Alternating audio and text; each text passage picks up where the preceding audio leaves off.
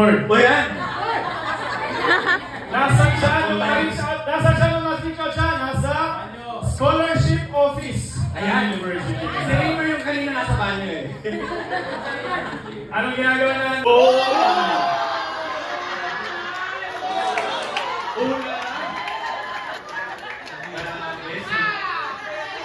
Kailan. Wait, sige pa, Mel. May anong kwento dito? May ikwento mo.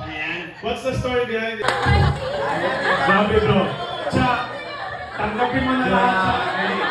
Tanggap mo na lahat si AJ. Siguro, I think, sorry po.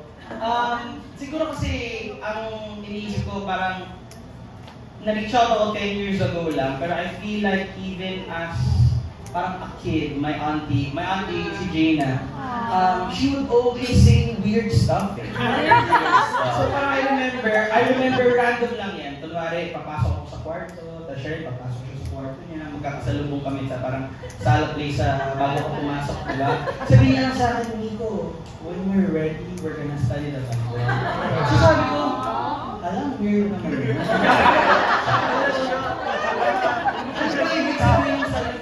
And ako, para lang alam na rin, kasi we came from a quote-unquote Christian background. So parang, ako, nagawa sa sarili mo ako Kala ko ng ate ko, parang hindi ko nalala si God. But then, the church came in 2015, but I do feel like my auntie was really trying her best to have us visit. She would say a lot of stuff like, my boss wants you kasi, maybe you can visit, my boss has wanted to visit us. And so, we went out. And then when I went to the church, I feel like something parang hindi mo talaga parang in my nature, because I would want to think of myself as suplado. I would want to think of myself as someone who wouldn't want to parang talk, but then everyone around the church went up and then talked to me. I remember Ariel went up to me and talked to me. The Carbonas went up to me and talked to me. And then at that time, akala ko talaga campus students sila. I know!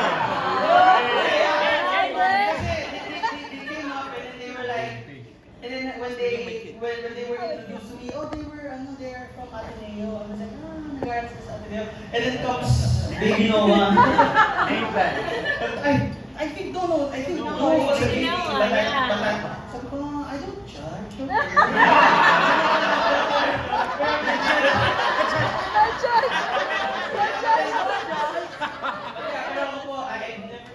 I've never felt like iba yung feeling eh. When I was at the bus and then Ate Ariel sent me, a text message. She said, see you next Sunday. And then yung smiley face niya yung baliktad. Yung baliktad na smiley face. I felt like parang this is gonna be a family that I will be visiting or I will be going with all my life. And so, I think for the rest of it, it's been a really roller coaster. I don't think I would have been to medical school or everything else in my life without being a disciple. I don't think I would have survived life without being a disciple. When I was in medical school, my roommates were disciples, and so I wouldn't have survived without my brother RJ. Roommate. He washes my dishes. I'm gonna do this for the YouTube content. I can imagine my life in a different way, and I feel like right now I'm super grateful because all of the things that the church, God, the Bible has taught me in terms of my character, how I was brought up, how I was trained by Jesus and the church, all of which are applicable in my life as a physician.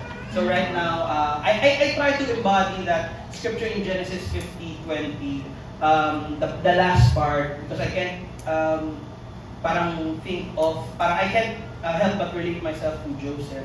I feel like God has brought me to where I am right now so that I could save many lives. Not just physically, but also spiritually. Thank you to God and I love you. That's all. Thank you so much for sharing, Nico. Now let's have si Ate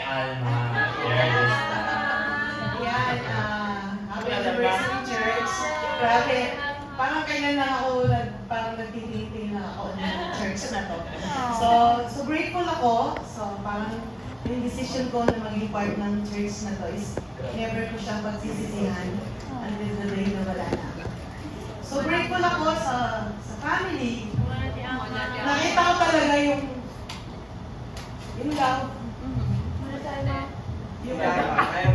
Yung support, parang sabi ko, 10 years na ba talaga? Yung naging disciple ang nanay because of the Carbonell. Wow! Alam mo yun, yung parang, yun ang greatest prayer ko nung nakita ko na malapit na mag-pass away yung nanay ko. Pero yung Carbonell talaga yung, alam mo, pumupunta pa sa Pampanga for the studies, for the baptism. So, tapos yun, yung mga pinagdadaanan ko after a year lang na mag-pass away ang asawa ko. Pero yung love, hindi siya nag-fade na talagang ramdam ko even na nagpahinga ako sa Pampanga. Pero everyday meron pa akong food. Na pinapadala ng mga disciple, may train meal ako. Sabi ko, grabe, saan ako makakakita ng family? Gagaya nito. So, ngayon, may mga challenges pa rin, marami. Pero talagang nagmamatter sa akin yung ito.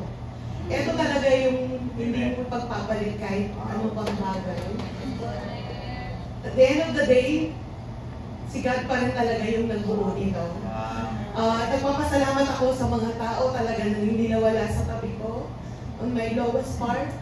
At until now, talagang ramdam ko talaga yung love. Kaya pag nakikita ko kayo na parang sa fellowship, sabi ko, grabe, tapos yung 100, may 100,000 ba tayo?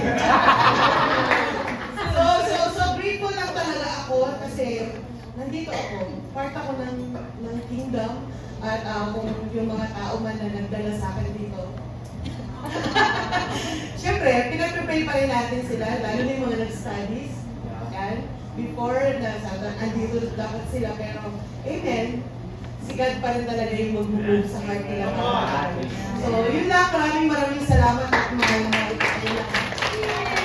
Thank you so much, Rana. It's really amazing to see yung love ni God. The Bible to say that it is Christ's love that protects us. And it's really evident in the church. Pero syempre, nandito tayo sa huling magbabahagi. Galing pang Houston, Texas. Kasama ka niya, of course, husband, Ryan. So, go ahead. What has changed, Rose?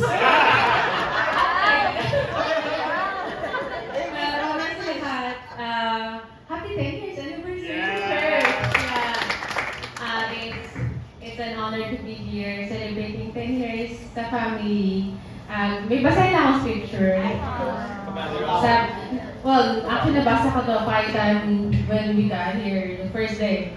So, in Ephesians chapter 3 verse 20. Now to him who is able to do far more abundantly beyond all that we ask or think, according to the power that works within us. So, itong scripture na to, talagang na-remind ako na totoo, grabe.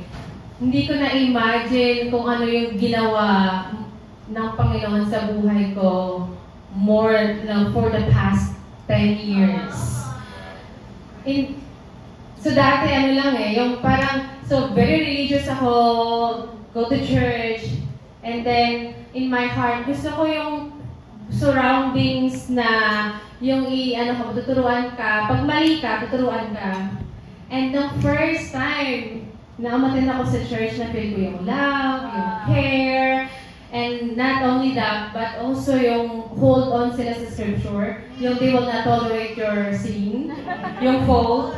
And so, doon ako talaga na nakudbik na ito talaga totoo to, na itong family na to, they will hold on to the scripture.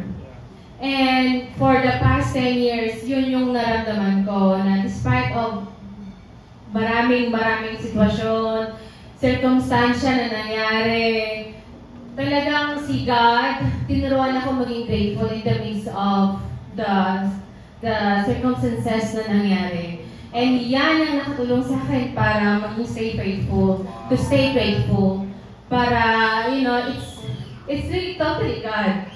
na kahit anong mangyaring bagyo sa buhay, may pagsubok man sa church, sa family, sa friends, sa mga leaders, sa mga disciples or disciples, stand pa rin kay God. So yun yung bahala na God. Talagang dito na ako mamamatay. And I'm so grateful for that. Yeah, I think yan yung gusto ko lang share. Thank you so much. Bawat isa sa inyo talaga nag-impact, yung buhay nyo sa buhay ko. And, with the prayers of everyone, God, I love you scripture, you can never imagine how God will, work sa buhay mo. If you will just stay faithful to God. And yun yung pinanghawakan ko ngayon. So, thank you so much sa opportunity na makikita. That's awesome. Thank you so much. Si Rose, remember, she's baptized before the church was Meron talaga tayong regalo. Ayan. Ang mabubunot natin dito, we will be choosing two who will win one Starbucks gift. Ayan! Starbucks, pero pag-usapan niyo kung ano yung ginawa ni God in the past 10 years. Okay, ang swerteng nanalo ay si... Ang una! Grabe! Si Ate Alma! Ayan! Lagi yung bulot si Ate Alma. Hanapin mo si Miss. Kunin mo sa kanya. Ang pangalawa, Starbucks.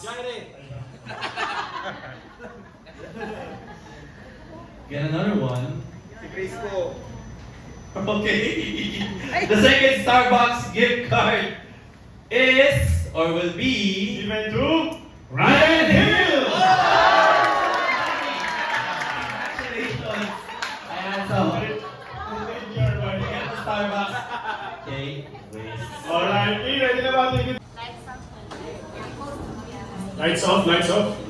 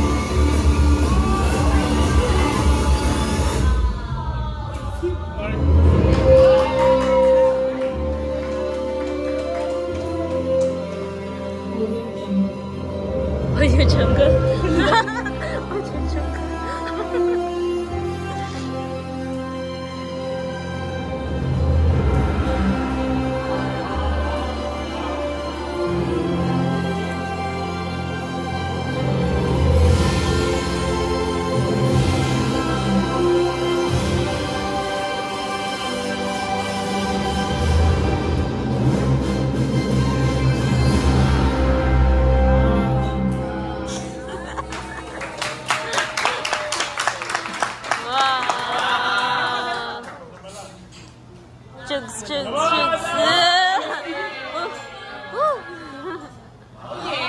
Open, open.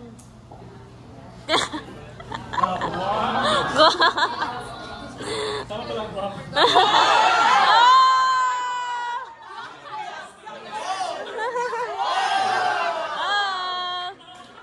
Caballeros.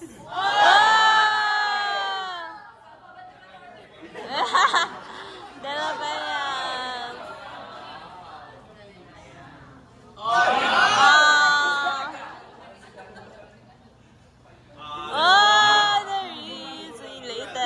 Nurses. Salamadas.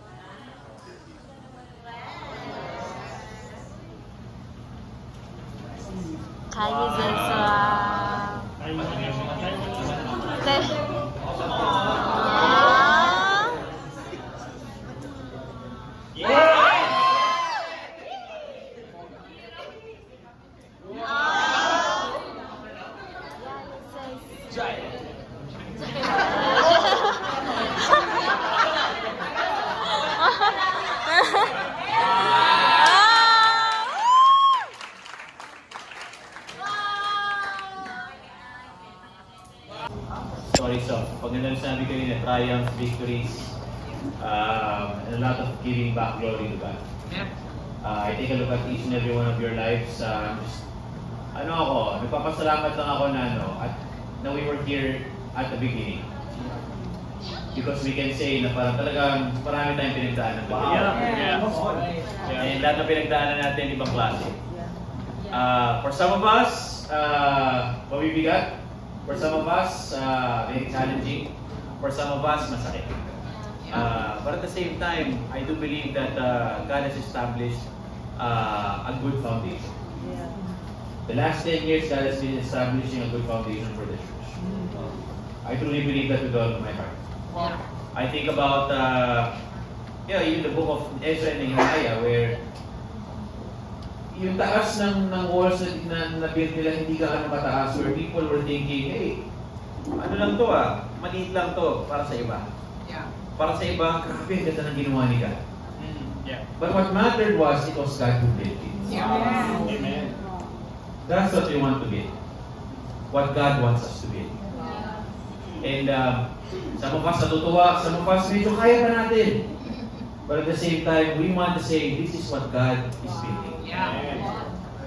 So for the last 10 years, ang dami nangyari. But I do think it's just a good foundation. Now we move forward. Diba? We will, parang as we allow God to build His kingdom, we will work harder. As we allow God to inspire us, we will really go after more baptisms. Amen? Amen. As we allow God to work through our lives, I think we will learn more about us. And I love the stories kanina, as in Ate Alma, Rose being here, even Miko, kahit pagkamalan ako ni Miko, naka-age niya. Na-judge. Na-judge. Tatrabahuhin natin din sa'yo.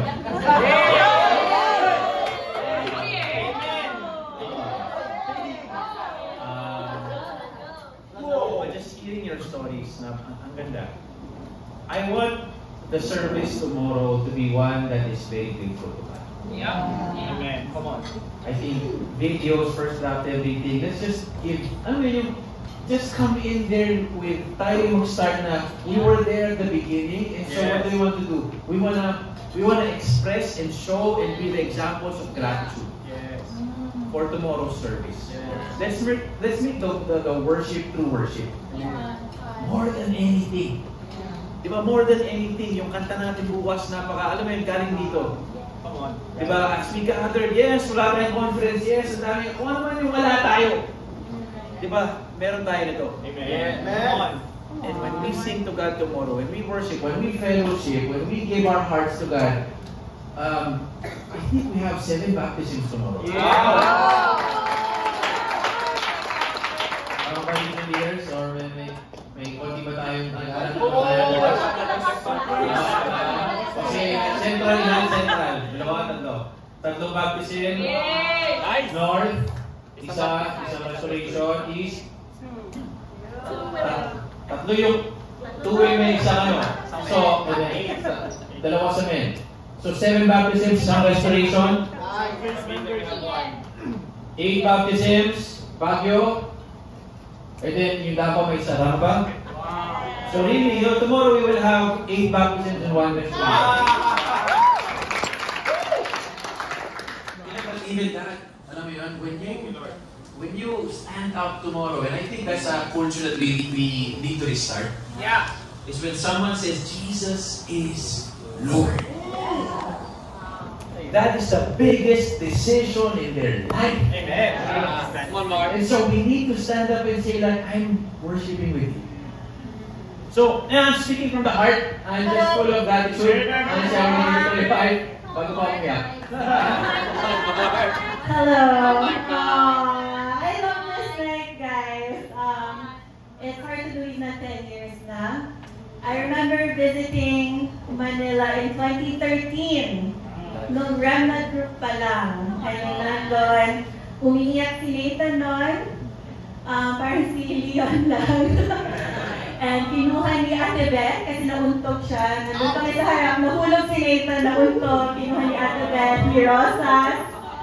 Took him away para makapag-share pa ako. And sa Cityland office pa yun. But how far the church has come. I remember noong 2015, nung pagdating namin, ang tagal ng baggage namin, paglabas namin, mga 5 hours na pala naghihintay yung remnant group doon sa airport. Because all of them wanted to beat the traffic, para sure sila na mag-read kami doon. I remember our first service in Holiday Inn, parang sa elevator, parang kasama yata si Ate Juliet no. Hindi ko pa kasi kilala yung mga names, pero si Ate Juliet yung nakasama ko sa elevator.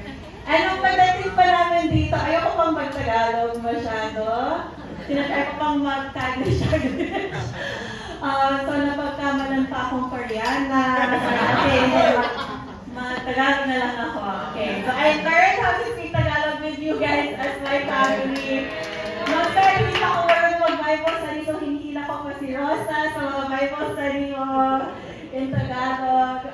Si Ate Gina yung hinihila ko. But just to see just how we've gone through everything together. Just in this room, na-realize ko na these are the true, really sold out disciples. Na you're not just here for the hype dahil may inaugural service, dahil may mission team, or dahil may bagong leader or something. You're here because you truly love God and you have deep convictions. And what I see here is just my family. You guys have been there for our family throughout everything. You have made us feel safe here in Manila, here in the Philippines. And naisip ko, like just looking at everyone sa room, I think, ang dami na natin napuntahang mga funerals of each other's family members. We've seen so many weddings, baptisms, funerals, hospital visits, lahat tayo na hospital, visit the hospital within 10 years. We've just been through so many things together. It really just makes us see that we are real family. Yes. And I know that this is the solid foundation we need for the next 10, 20, 50 years. I know, I still say na ito yung foundation ng church. Ito yung foundation ng church. I just walking in here, I just thought, well, it feels like nasa holiday na ako sa airport. It makes me think of Ate Lolit, Miss Ate Lolit, Ate Beth, Taguma Cruz, and just how they lead their life. For this to be where we are at today. I see all of you continuing to lay down your life for the gospel, for Christ, for this family. I really want to thank each of you just for standing firm and being true family to us. I love you guys.